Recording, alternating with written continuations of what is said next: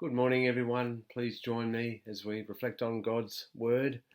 Our title for this morning is Even in the Darkest Places, meaning even in the darkest places, the Lord is with us.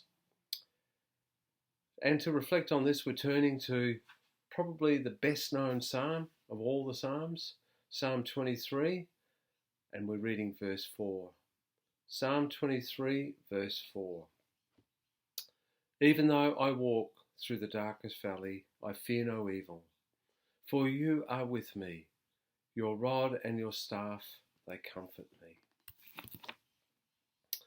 We all have times in our lives, don't we, when things are hard and things may feel quite dark and we may not sense the presence of God with us. The biblical witness, however, is that even in our darkest hour, even in our darkest places, God is there with us and for us. With us and for us. Sadly, the modern world hasn't helped us to be spiritually attuned and aware of God's presence. Things are, in fact, quite the opposite. We live in a world with a lot of noise going on, a world that has in many ways crowded God out. There's a challenge for us in this, and that challenge is to develop and grow new spiritual sensitivity.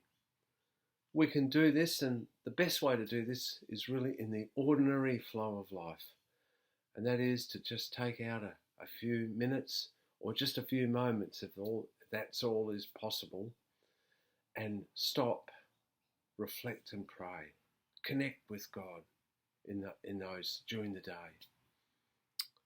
We also need to develop this sensitivity in the places of difficulty, in the dark places of our lives, when we are tempted to think that God has forgotten us. Saint Anselm understood this, and he reflected and confessed in these words: "Where I am, you are not absent, for when I descend into hell, you are there. And therefore, if in my wickedness I flee from you and hide myself in the abyss as one who is damned, even there you behold me."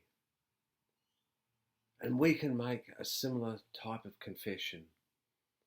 In the darkest places of my fear and my failure, you are there, O Lord. In the place of anguish and disappointment, you are there, Lord. In the places of emptiness and indifference, you draw close to me, O Lord. Let's remember this in our dark times, in our tough places, that the Lord is always there with us and for us.